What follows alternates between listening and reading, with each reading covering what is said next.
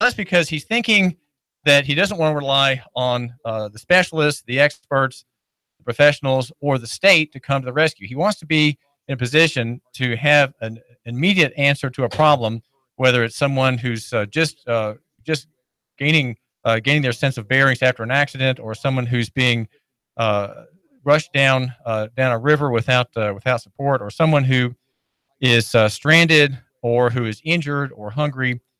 And the local economy man is the one who wants to be there because he thinks I can help first, and maybe that help will be sufficient. And perhaps we don't need to have, once again, the administrations, the mercies of the state, though the state is counted on by most people to be the first responder in every emergency, every distress, and also the last responder, the ultimate responder and the first responder. While there are people who would say that you are right, that if you're a lococentric man, as you want to be, as I'm trying to be myself, David Tulis here, that you will be a man more ready or readier to help in an emergency and to help yourself than you might be if you thought in terms solely of the national context, of national economy, national government, the nation as a whole. Right? People who have the large perspective are often those who are the most confident in the government and in the state to help out, whether it's Hurricane Irma or Hurricane Harvey, or just a bad storm or a power outage, or some situation where there is a facility full of old people who are shivering because the power's gone out and they don't have any fireplaces in that very modern and expensive place. But you're a neighbor, and you know about their circumstances. Well, this is David Tulis, and we're here at AM 1240 and FM 92.7, and I have with me John Wright from the Chattanooga Area Emergency Readiness Group. It's a 1-year-old 501c3, a nonprofit charity, and it has a monthly get together with training on different points. John is he works in the dental equipment field, servicing equipment. He and his wife Carla have 2 children and 3 grandchildren. John, when you consider the story about Hurricane Irma and the very slight, very minor slap it gave Hamilton County and the Chattanooga area, what is the main thing that you want my listener to consider, seeing that we escaped brutalization from the weather? What I'd like for them to carry away from this is that emergency readiness should be just a daily kind of habitual way of living. And it's not really anything that's out of the ordinary. It's more in line with old school Depression era sensibilities, where people are taking care of their own business and they're watching out for their neighbors as well. It's imperative that people understand that there are not enough resources owned by any government entity or by any other organization, whether it's the Red Cross, Salvation Army, whoever. They don't have enough resources to save everyone. And so it's going to be up to each person to fulfill their own responsibility to themselves and their families and be ready for themselves. And it's not a matter of paranoia. It's not a matter of always watching over your shoulder as you go through the day. It's a matter of you live in a prepared way. You've got certain basics taken care of. You have certain skills that are just a part of your collection of skills that if things happen, you know what to do and you do them. Would my listener, John Wright, be more likely to have preparedness equipment and so on if he thought in terms of helping other people as opposed to thinking about himself and his immediate family? Is there some way we can apply him with a sense of mercy and care for strangers or neighbors? Would that be a greater motivation to actually have things available at home or in one's car than simply, well, I might need this? I've seen it go both ways. It depends on the individual. Most people, though, they do have a movement within their heart to be generous to others, and so they may be a little bit more willing to have a tow strap in the back of their 4-wheel drive, or to have an extra power bar in their winter kit, that also in the car. They may have, well, in my instance, I spend a lot of time out of town for work. And when I go into a hotel room, of course, there's always the complimentary soap and shampoo set. Well, I carry my own hygiene products, so I'll grab those, bring them home, put them in a bag, go to the dollar store, get a toothbrush and a kit that's got toothbrush and toothpaste, put all that together, throw it in a box. That way, if something happens locally, something happens in my neighborhood, we're not in a position where we're waiting for some outside provider of relief to come and help our neighbor. We've got it right there. And, you know, here's a tent, here's a blanket, or here's a pop-up camper and a blanket, and here's a way to keep clean. So there are all kinds of things. One can perhaps not prepare for every possible circumstance or contingency, but some basics are good. What would you recommend my listener keep, let's say, in his car or truck? In a car, truck, especially as we're going into wintertime, a blanket, or at the very least, a sleeping bag would be good. Some power bars, or, well, you know, I'm one of those people. I watch both calories and carbohydrates, or else I just keep putting on the pounds. So I'll put Atkins bars in there, and just something to, if I get stuck out on the road, I've got a way to stay warm. So, you know, I've got food, I've got a way to stay warm, water, something to drink. Then, you know, jumper cables. It's my wife and I both carry a good quality set of jumper cables in the back. And I don't know how many times that, even if our vehicle's been good, the person next to us may have a dead battery. We can give them a jump start. They're now on their way home. So it's not just for us, but it's for the people around us. It's not any added expense to love my neighbor. And it's just a very easy thing. And what I would hope that people would recognize is that there are not the assets owned by any government entity or the Red Cross. And the Red Cross is a big scapegoat. After they got thrown under the bus by some officials in Florida again yesterday.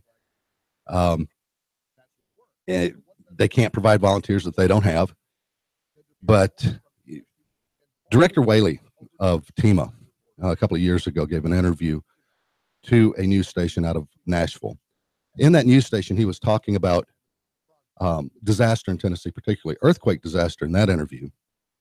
And the truism that he expounded on is that if people are not prepared during a time of disaster, they're going to die. The government does not have the resources to come and save everybody. And the resources that they have, they're going to use in a prioritized fashion to save special needs people, children, old people, presuming that the able-bodied are going to be able to take care of themselves. And that's I think they're right on the money. Is that called triage?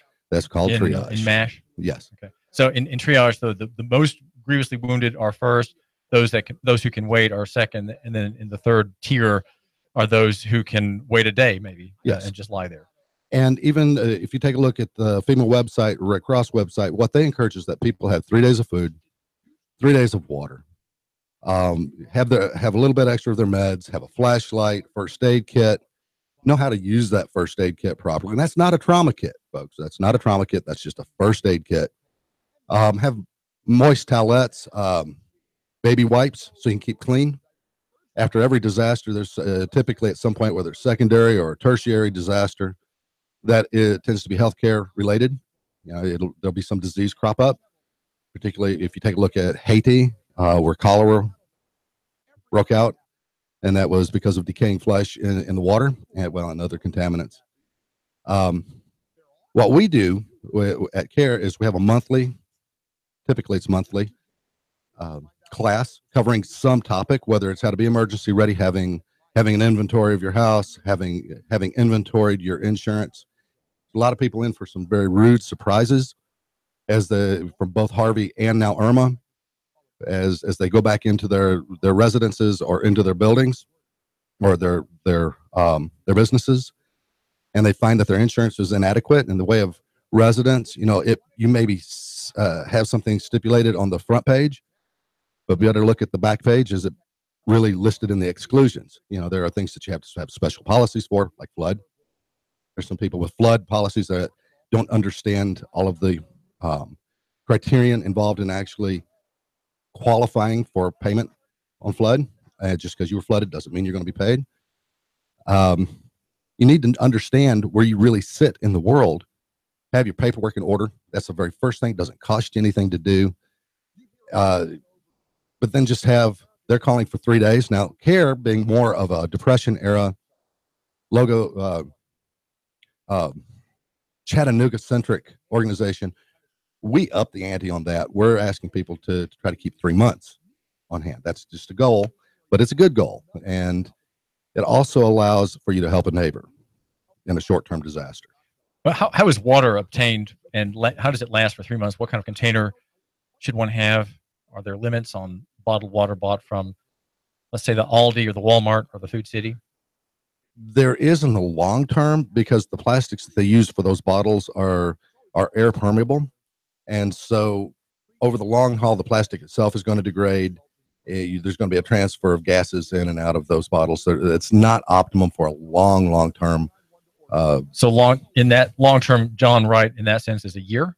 I would think a year. That's what I do. Long term, don't do it. I carry a case of water in my work truck. I put it, like I said, I do a lot of traveling for work. Much of that's on the road. And so I keep a case along right next to a sleeping bag in my truck. And so at 1 year, it's gone. And that's what I do.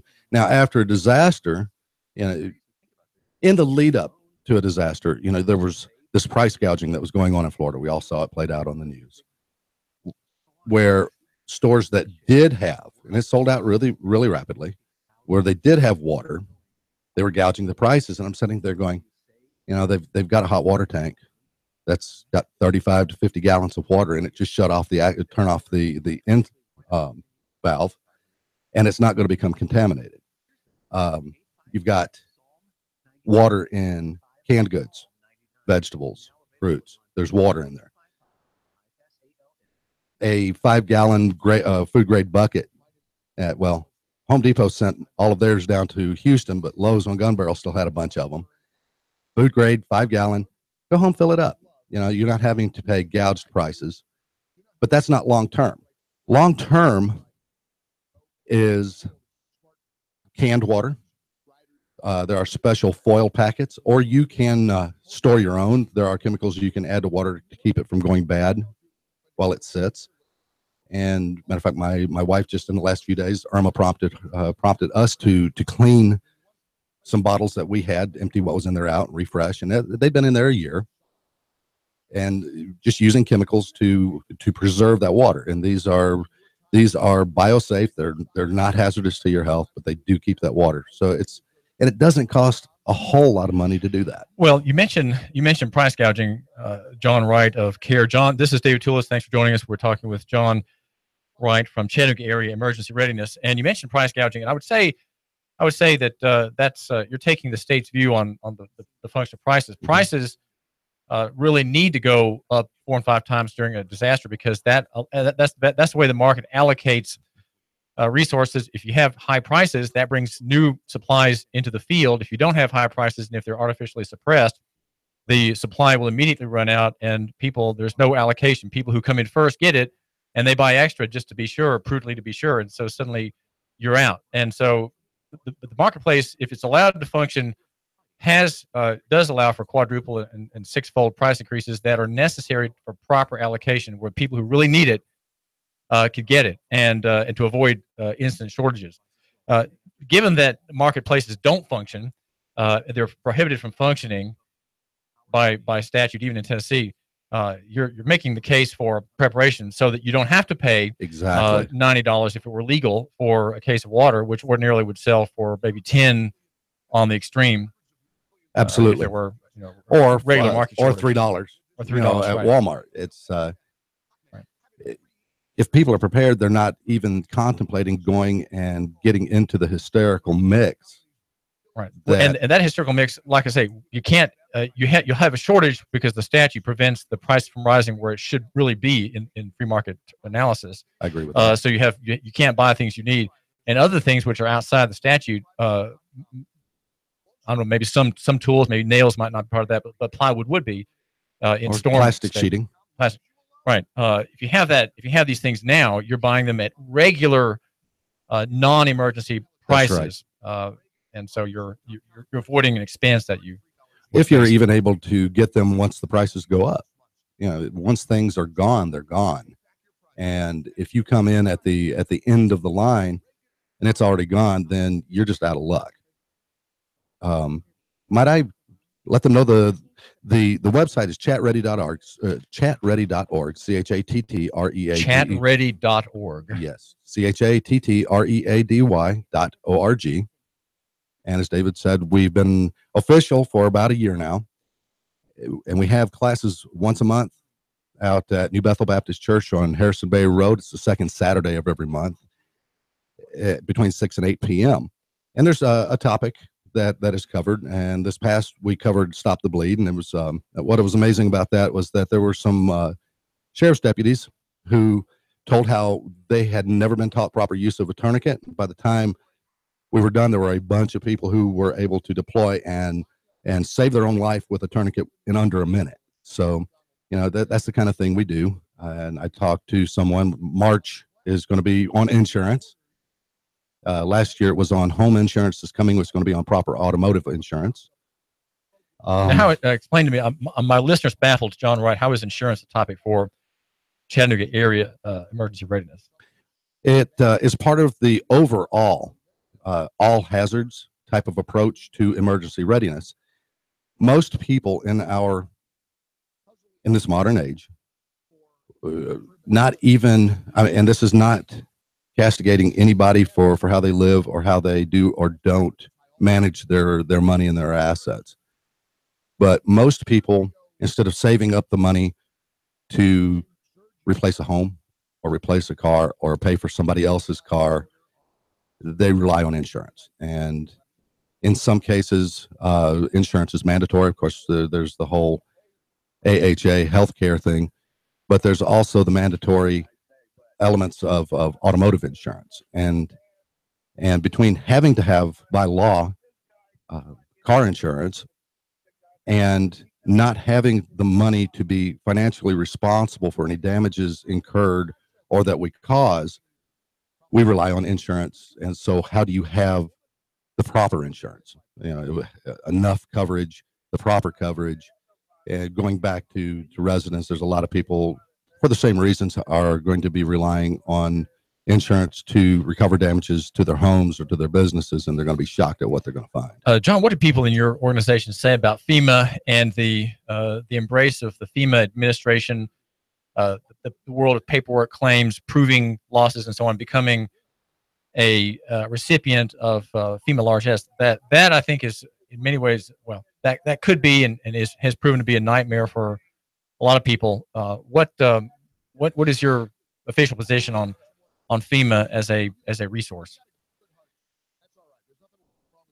If I had my way, we would all be financially responsible enough, and just responsible enough on the responsible enough end, if there was an evacuation order given to actually evacuate. They're not going to tell you to leave an area if it's not really dangerous, because by law they then have to take responsibility for guarding your stuff. That's what they're supposed to do. In some areas that works, in some areas, or more of the larger urban areas, that doesn't work so well. If society being as it is, I think that you can see, I don't have a problem with FEMA in the way some people do. I don't think that they're big brother in a shadow state. And I know I've heard people worry about that. I don't think that. Like anything else, I think that it could be misused. Misused by people or misused by the government? Misused by the government. Like anything and any person, anything can be misused.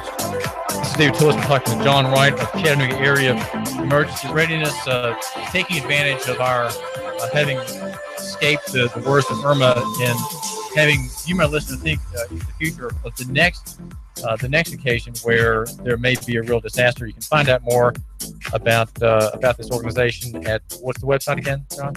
Chatready.org. ChatReady.org. Chatready.org. David Tulis. Now, I've got some important messages. Important. Please listen. The Tennessee Valley's news, talk, and sports.